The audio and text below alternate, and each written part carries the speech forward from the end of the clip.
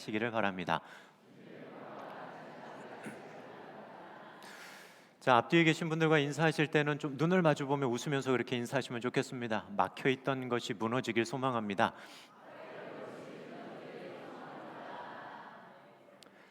자, 묶여 있던 것들이 풀어지고 막혀 있던 것들이 또한 무너져 내리기를 소망하는 기도를 우리가 드릴 때가 있습니다.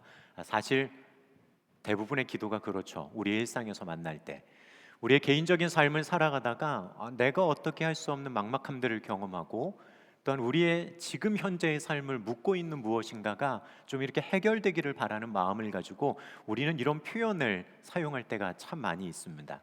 자, 우리의 개인적인 차원에서의 묶임과 막힘에 대한 얘기를 할 때가 있죠.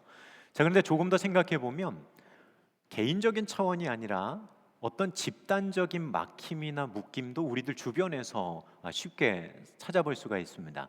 가장 대표적인 게 뭐냐면 지역 감정이라는 거예요. 자, 여러분들 지역 감정이 뭔지 아십니까? 이게 단어의 아예 사전적인 의미가 딱 나오더라고요.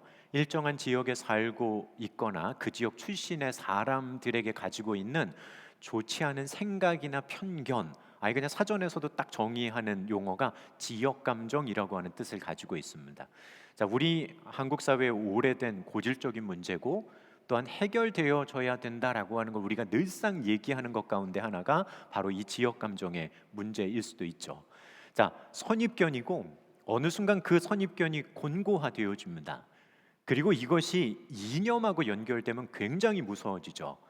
때로는 이게 광기처럼 폭발해서요, 자신이 잘못하고 있음에도 잘못하는지를 모르고 흘러갑니다.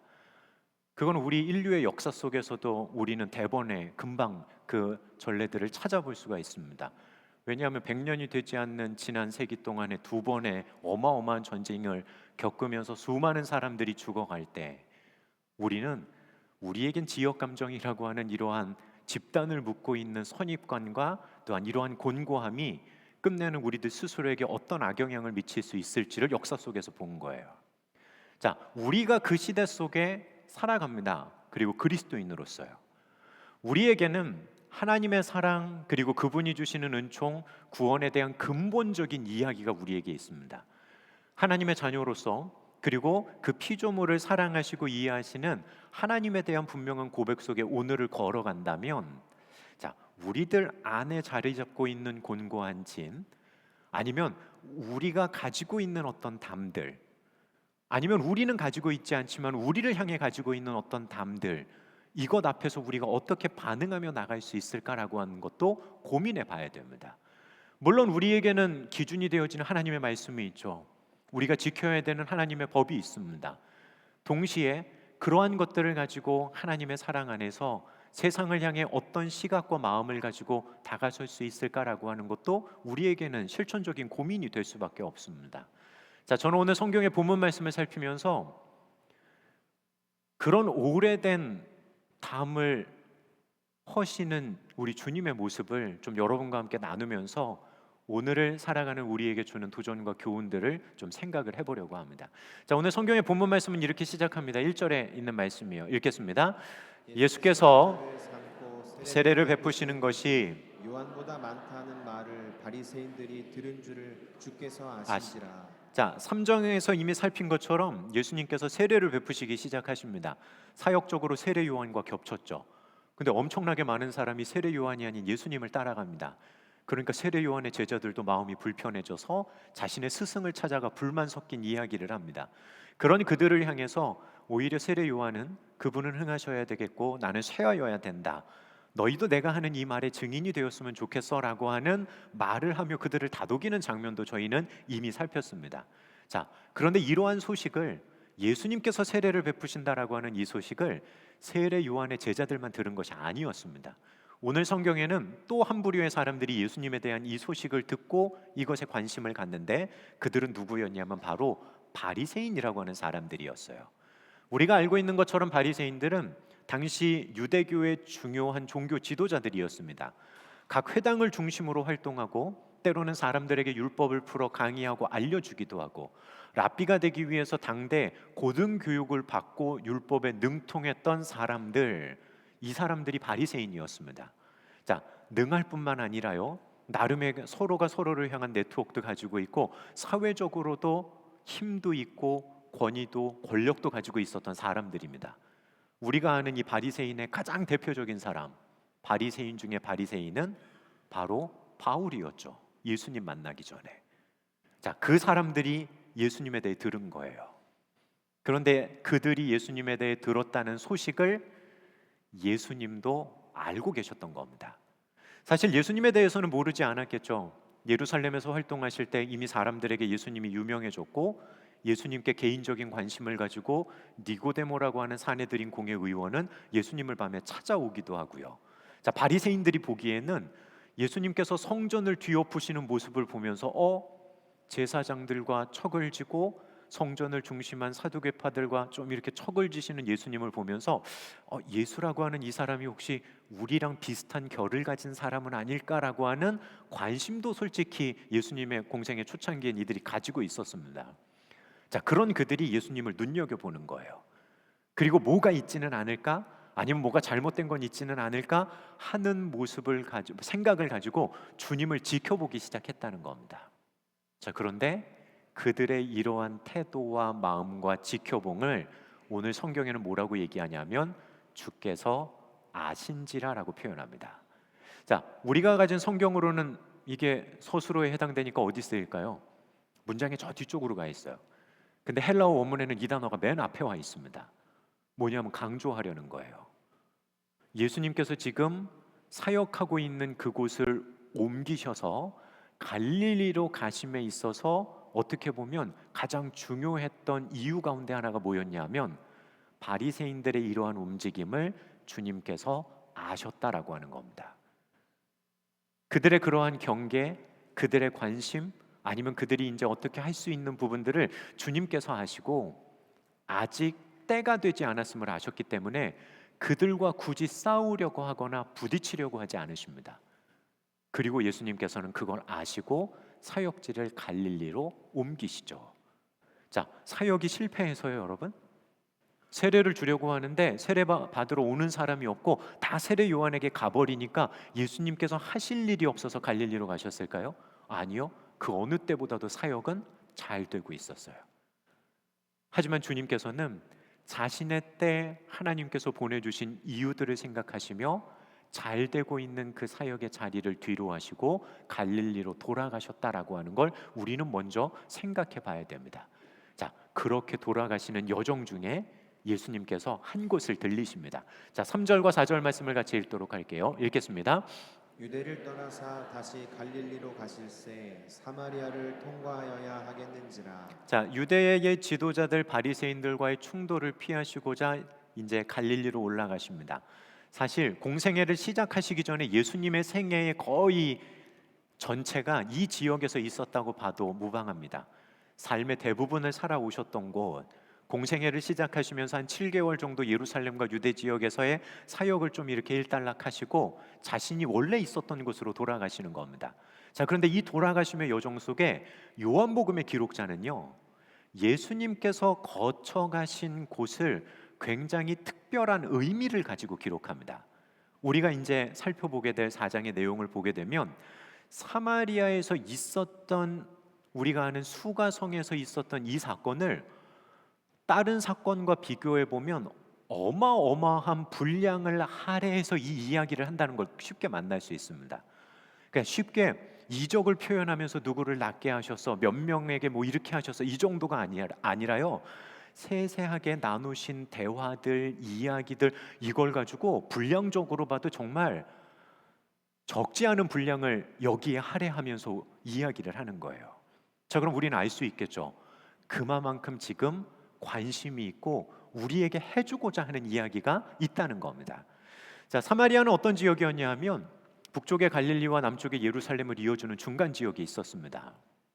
동쪽으로는 요단강이 연결되고요, 나지막한 구릉 지역이었는데 이 독특한 지역을 그곳의 사람들은 쉐펠라라고 불러요. 그리고 이곳에 아무리 높아도 산은 800m를 넘지 않는다고 합니다. 그리고 그 중심에 사마리아가 있었습니다. 역사상 보게 되면 사마리아는 구약의 분열왕국 시대에 특별히 북왕국 이스라엘의 6번째 왕이었던 오므리라고 하는 왕, 자, 오물이 그럼 우리는 잘 모르는데 아합의 아버지라고 하면 여러분들이 아마 쉽게 아실 거예요. 아합의 아버지였던 오므리가 이 땅을 세멜에게 돈을 주고 사서 사마리아라고 이름을 바꿔버립니다. 그리고 북쪽의 10지파의 수도가 되는 역할을 해요.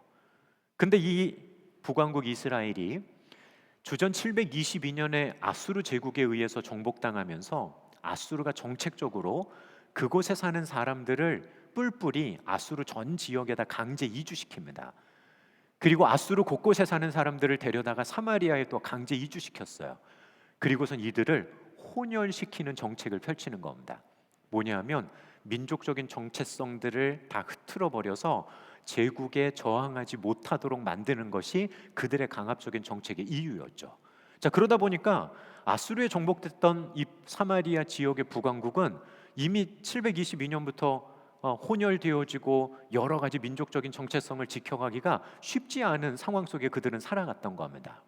그러다가 신구약 중간기 페르시아 시대를 거치면서요, 마게도냐 왕국의 병사들이 이곳에 쳐들어와서 이 도시를 정복하고 헬라화 시켜버립니다. 그러니까 사마리아라는 도시가 어떻게 됐냐면 헬라 도시로 바뀌는 거예요. 그러다가 주전 30년에는 우리가 알고 있는 헤롯이라고 하는 왕에 의해서 사마리아가 재건되기는 하는데 이름을 사마리아가 아니라 세바스테라고 하는 말로 개명해 버립니다. 근데 그 세바스테의 의미가 뭐냐 하면 로마의 황제 아우구스투스를 의미하는 단어였어요. 그러니까 뭘까요? 헤롯 왕이 사마리아 성을 완전히 뜯어 고쳐가지고 황제에게 이거를 헌납해 버린 거예요. 이런 도시의 모습을 보면서 남쪽의 예루살렘의 유대인들은 뭐라고 봤을까요? 역사적으로, 민족적으로 뭘 뜯어봐도 얘네는 우리와 같은 민족이지 않다라는 생각이 이들 속에는 아예 그냥 딱 사로박힌 겁니다. 올라가면 아브라함의 자식들 가운데 그 족보로 들어갈지 모르지만 아니야, 쟤네들은 더 이상 아브라함의 후손조차도 아니야 라고 하는 생각을 가질 수밖에 없는 그런 역사적인 흐름 속에 이들은 있었다는 거예요. 그러니 유대인들은요, 지도에서 보신 것처럼 갈릴리에서 예루살렘, 예루살렘에서 갈릴리로 갈 때 여기가 최단거리인데 여기를 지나가기를 굉장히 꺼리는 겁니다. 시간이 없어서 지나가도요, 절대로 주변에 있는 동네에 안 들어가고 그냥 길만 지나가는 거예요. 완고한 유대인들은 심지어 어떻게 했냐면 이 길 자체를 가지 않습니다. 먼 길을 돌아서 북쪽의 사마리아로, 그 북쪽의 갈릴리로 올라갔던 것이 유대인들의 마음이죠. 자, 뭐가 있는 거예요? 이들에게도요, 지역 감정이 있는 겁니다. 지역 감정이요. 자, 몇 년쯤 묵은 지역 감정일까요, 여러분? 700년 이상 된 지역 감정이 있는 거예요. 700년 이상 된. 사실 우리 사회에도 지역 감정 경험하신 적 있으십니까? 뭐 없어지고 뭐 얘기한다고 하지만 여전히 남아있고 그런 시각과 관점을 가지고 있는 분들이 있다는 거 알아요. 근데 분명하게 말씀드리면 그건 넘어서야 될 부분이에요. 얼마나 됐을까요? 우리에게 지역 감정이 생긴 거예요. 얼마나 됐을 것 같으세요, 여러분? 우린 100년도 안 됐어요. 50년도 안 됐을 거예요, 아마. 근데 여기 700년이라고요. 700년. 민족적으로 700년이에요. 도저히 넘어설 수 없을 것 같고 도저히 이해될 수 없을 것 같은 그 장벽이 그 가까운 예루살렘과 사마리아 사이에 있었던 겁니다. 자, 예수님께서 그 지역으로 들어가십니다. 자, 우리말 성경에 뭐라고 표현되어 있냐면 가실새라고 표현해요. 자, 우리말로는 그냥 가실새라고 표현되어져 있는데 시제는 미완료로 쓰였습니다. 그 말의 의미는 뭐냐 하면 한 번 가셨던 게 아니라 여러 번 그렇게 사마리아를 가셨다는 의미예요. 이 시제는 바꿔 말하면 뭘까요? 예수님도 유대인으로서 갈릴리 지역에 계시면서 유대 남자들이 예루살렘에 올라와서 절기를 지키며 하나님 앞에 이렇게 자신을 보여야 될 때 예수님께서는 이 사마리아 지역을 이미 여러 번 뭐 하셨다는 얘기일까요? 예수님께서는 여러 번 이 사마리아 지역을 통과하셨다라고 하는 걸 이 단어 하나 속에서 우리는 알 수가 있습니다. 남들은 선입관을 가지고 있고 그리고 남들은 가려고 하지 않았던 그 지역을 이미 여러 번 지나서 그 지역에 대해서 알고 계셨음을 얘기하는 겁니다. 벽을 넘고 선을 넘어서기 위한 예수님의 모습이 이미 보여지고 있었다라고 할 수도 있겠죠. 자, 그리고 나서 오늘 성경의 이야기들이 보이는 겁니다. 자, 5절 말씀 읽도록 하겠습니다. 5절이에요. 읽겠습니다. 사마리아에 있는 수가라 하는 동네에 이르시니 야곱이 그 아들 요셉에게 준 땅이 가깝고. 자, 수가라고 하는 지역이 나옵니다. 어딜까 생각해 보니까 아마 구약의 세겜 정도를 얘기하는 것 같아요. 많은 학자들이 세겜을 가장 먼저 생각하고 우리 감리교회 웨슬리도 본인의 주석에서 세겜 지역이라고 이야기합니다. 자, 우리말로는 세겜 근처에 있었던 이곳 수가라고 하는 동네라고 표현을 해요. 동네. 그런데 헬라어 원문을 보니까 동네라고 번역되어진 이 단어가 폴론이라고 하는 단어로 되어져 있습니다. 여러분 폴리스라고 하는 말 들어보셨어요? 폴리스요. 그리스 아테네 뭐 그 지역의 도시국가를 이야기할 때 폴리스라고 하는 말을 씁니다. 근데 여기 헬라어 말로 뭐가 쓰였냐면 폴론 폴리스라고 하는 단어가 쓰여요. 그럼 우리말로 동네라고 표현하는 게 맞을까요? 도시라고 표현하는 게 맞을까요? 여러분 동네가 커요? 도시가 커요? 어려우셔요? 도시가 크잖아요. 여기 사용된 단어는 폴론이라고 하는 도시라는 단어예요. 그러니까 예수님께서 그 지역을 지나다니시다가 그냥 어떻게 구석의 조그마한 동네에 이렇게 숨어들듯이 들어가신 게 아니라 그 지역을 가시다가 그 지역에서 제법 규모를 자랑하고 있는 그곳에 예수님께서 지금 들어가셨다라고 하는 것을 성경은 우리에게 얘기해 줍니다. 자, 보는 사람들도 많으려면 많을 수 있겠죠. 수많은 사람들이 모일 수 있는 곳, 그곳에 예수님께서 어떻게 보면 꺼리낌 없이 지금 그곳을 방문하신다는 거예요. 자, 예수님께서 그냥 서둘러 사마리아 지역을 통과하시는 것이 아니라 그 중에 있는 도시 가운데 들어가셔서 당시의 사람들을 그곳에서 만나시고 어떻게 보면 그들과 이렇게 접촉하시는 겁니다. 자, 헬라어 단어 원문에 이르시니라고 하는 이 말의 의미가 우리말로는 이 뉘앙스가 잘 번역이 안 됐어요. 그러니까 그냥 우리는 뭐라고 생각하냐면 이르시니 그냥 이렇게 흘러가는 분위기를 설명하는 것 같은데 여기 사용된 에르케타이라고 하는 이 말은 현재 시제로 쓰이는데 어떻게 동작의 지속적인 상태를 우리한테 보여주면서 지금 본인이 지금 이렇게 묘사하고 있는 걸 가능하면 어떻게 드러내고 싶은 거냐면 사실적으로 사람들에게 이렇게 설명해 주고 싶은 거예요.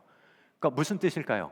예수님께서 갈릴리로 가시다가 그냥 그 동네에 들어가셨대 이 의미가 아니라 굉장히 의미를 가지고 강조를 가지고 와, 예수님께서 지금 사마리아 동네를 가시다가 수가라고 하는 도시에 예수님께서 지금 들어가시는 거야. 지금 이 표현을 그들은 해내고 싶은 겁니다. 왜요? 700년의 지역 감정이 있는 그곳을 향해 지금 주님이 이렇게 들어가고 계시는 거야.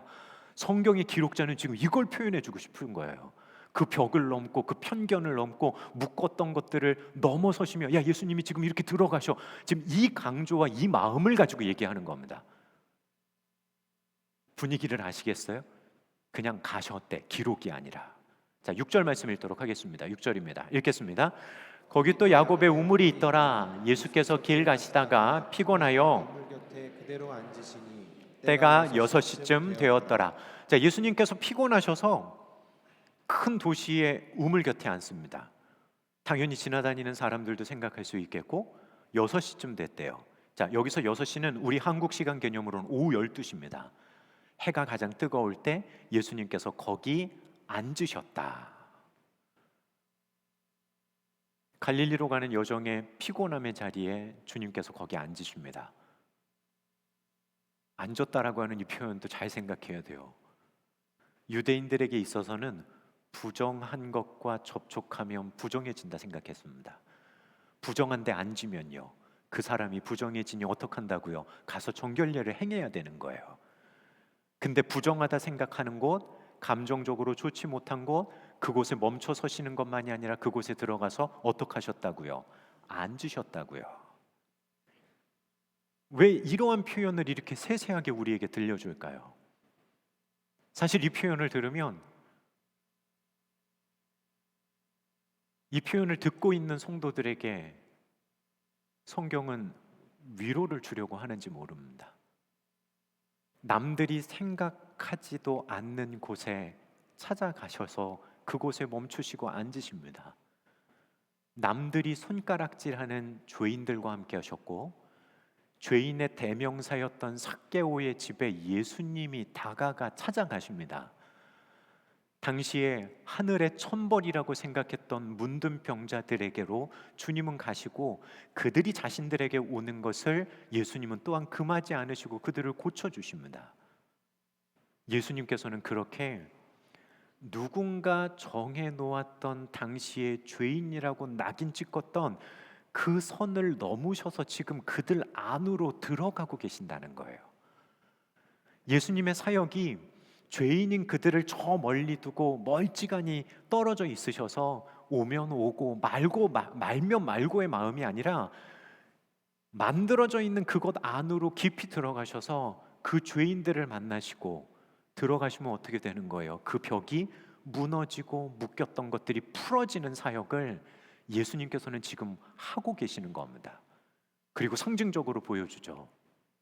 700년 동안 묵었던 지역 감정의 그 고를 넘어서, 그들의 역사 가운데 만들어져 있던 그 담을 넘으셔서, 서로가 서로를 묶어두고 있는 그 시선을 넘으셔서 예수님은 지금 사마리아로 들어가고 계신다는 거예요. 우리는 믿음의 여정을 걸어가며 우리를 죄인이라고 고백합니다.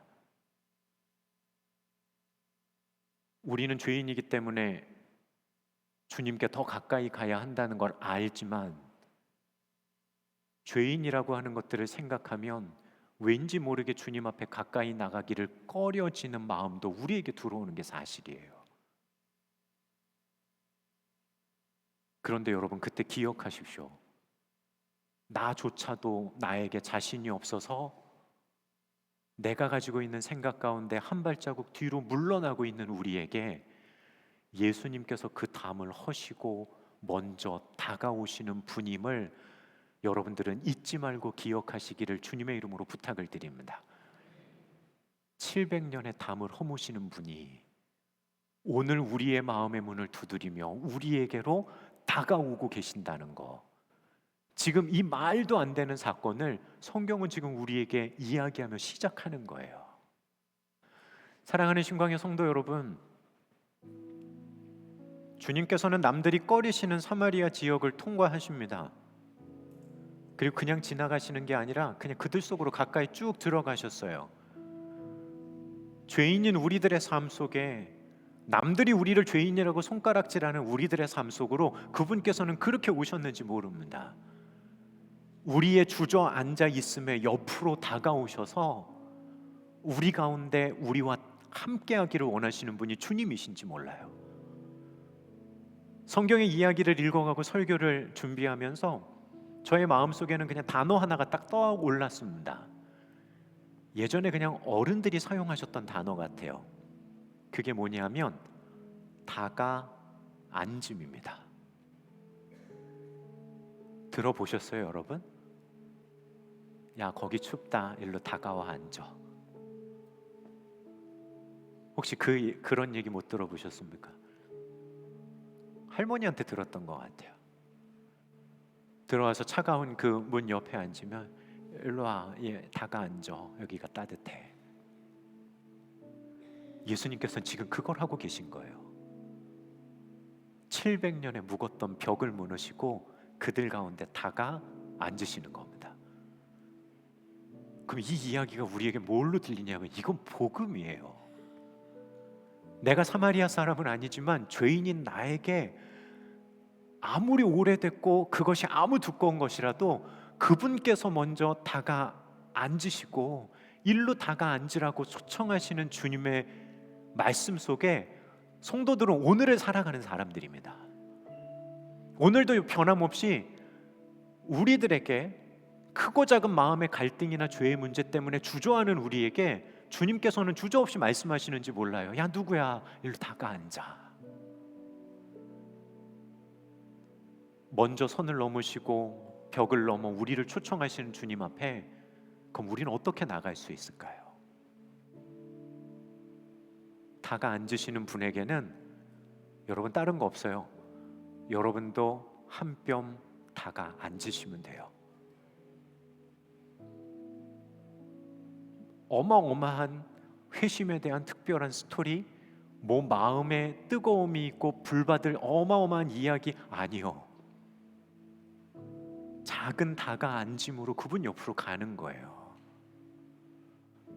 여러분들에게 그런 실천적인 도전을 드리고 싶습니다. 사마리아를 찾아가신 주님께서는 오늘 우리를 찾아오시는 분입니다. 아무리 오래된 지역적인 감정, 아무리 오래된 벽이라도 그분은 그것을 넘어 우리에게 다가앉으셨어요. 그분 앞에 우리가 다가앉아야 될 시간이겠죠. 여러분들이 일주일을 보내시면서 하나님 앞에 그런 결단을 하십시오. 이 말씀을 통해 나에게 다가오신 분, 다가앉으시는 주님을 제가 들었다면, 주님, 제가 이번 일주일을 살면서 하루에 그 바쁜 가운데서 적어도 내가 3분 주님께 정말 깊이 있게 집중해 볼게요. 내가 한 뼘이라도 주님께 다가앉게 해주세요.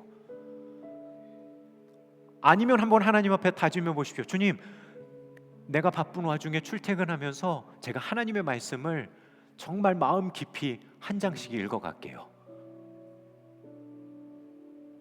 성숙한 사람들에 비하면 아무것도 아닌 것 같지만 주님, 저는 정말 주님께 그 한 뼘 다가앉기를 소망합니다. 바라고 소망하기는 그렇게 다가오시고 다가앉으시는 주님 앞에 다가앉으며 가까워져 갈 수 있는 우리 신광의 성도 여러분들 되시길 주님의 이름으로 축복합니다. 사마리아도 가셨어요. 700년의 시간을 넘어 그분은 그곳 가운데 들어가신 거예요. 그분이 오늘 저와 여러분 가운데 다가오기를 원하신다는 거예요. 그분의 다가오심 앞에 내가 그렇게 주님 보좌 앞으로 한 발자국 다가섭니다. 이 마음을 가지고 승리하며 걸어가시는 우리 신광의 모든 성도 여러분들 되시기를 주님의 이름으로 축복합니다. 자, 이 시간 조용히 눈을 감고 한번 여러분들 실천들을 한번 떠올려 보시겠어요? 주님 앞에 다가앉는 거요. 뛰어가는 거 아닙니다, 여러분.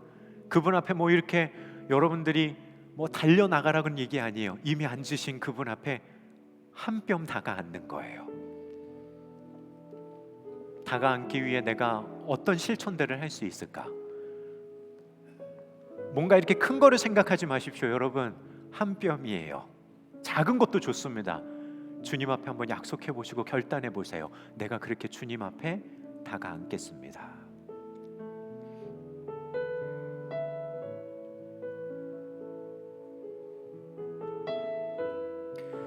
우리 이 시간 그 마음을 가지고 이 찬양의 고백을 주님께 올려드릴 수 있으면 좋겠습니다. 주님 보좌 앞에 나가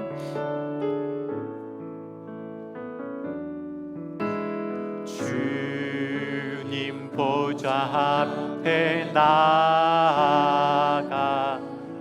참된 안식과 기쁨 나누리겠네. 경배하며 주의 얼굴 구할 때 신실하신 주님 찬양해. 다시 한번 고백할게요. 주님 보좌 앞에 자, 그렇게 한 뼘 다가앉는 겁니다. 안식과 기쁨 나누리겠네. 경배하며 주의 얼굴 우리에게 다가오시는 신실하신 주님 찬양해. 신실하신 하나님,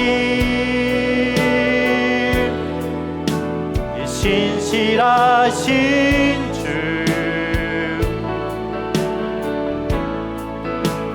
나의 주 하나님은 신실하신 주님, 신실하신 하나님,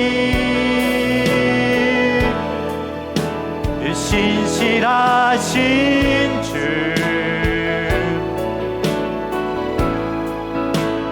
나의 주 하나님은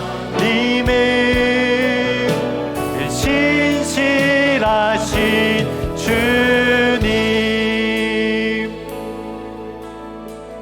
주님께서는 이미 그렇게 우리 가운데 다가오십니다.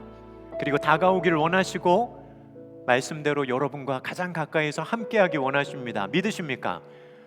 그분은 신실하셔요. 그렇다면 우리의 반응입니다. 말씀드린 것처럼 한 뼘이에요. 다가 앉는 겁니다. 그 작은 다가 앉음 속에서 하나님께서 여러분들의 삶에 어떤 변화들을 일으켜 주시고 우리의 심령 가운데 어떤 일들을 행하실지를 기대하며 나가시기를 간절히 바라고 소망합니다. 자, 이 시간 우리 잠시 결단하며 기도할 수 있으면 좋겠어요. 아까 전에 여러분들 생각하신 거 있죠? 이번 일주일을 보내면서 그 작은 주님 앞에 다가섬, 하나님 내가 이렇게 주님 앞에 다가 앉겠습니다.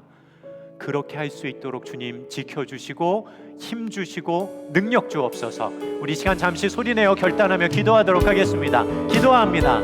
사랑의 아버지 하나님, 우리 가운데 오래된 우리 죄의 문제들을 넘어서 다가오시는 하나님의 일하심을 보게 됩니다. 예수님께서 그 시대 사람들이 가지고 있었던 그 아픔과 오래되었던 벽을 넘으시고 그들 가운데 다가오셔서 하나님의 자녀임을, 또한 하나님의 피조물임을, 하나님께서 사랑하는 존재임을 알려주시기 위해 또한 다가오시는 주님의 다가오심이 있음을 저희가 오늘 말씀을 통해 듣게 됩니다. 다가와 앉으시고 가까이 해주시는 주님 앞에 우리 또한 온전한 우리의 믿음의 고백을 드리며 주님 앞에 다가설 수 있는 신광의 모든 성도들 되도록 주님 이끌어 주시고 인도하여 주옵소서. 혹시 우리들 스스로 만들어 놓은 여러 가지 담을, 우리를 묶고 있는 것들 때문에 주님 앞에 쉬나가지 못하고 있지는 않습니까?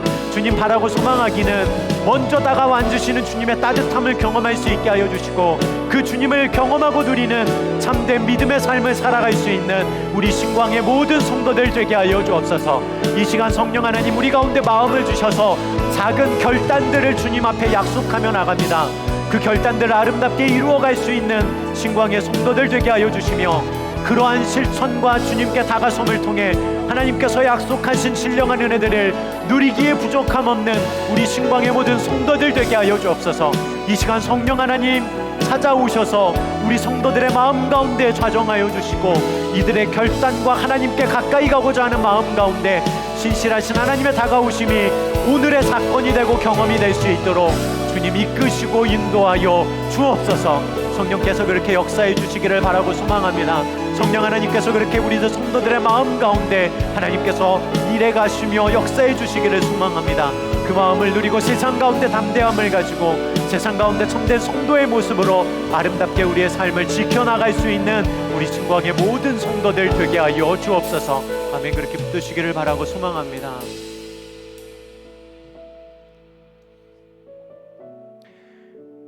도저히 다가설 수 없을 것 같던 이들에게도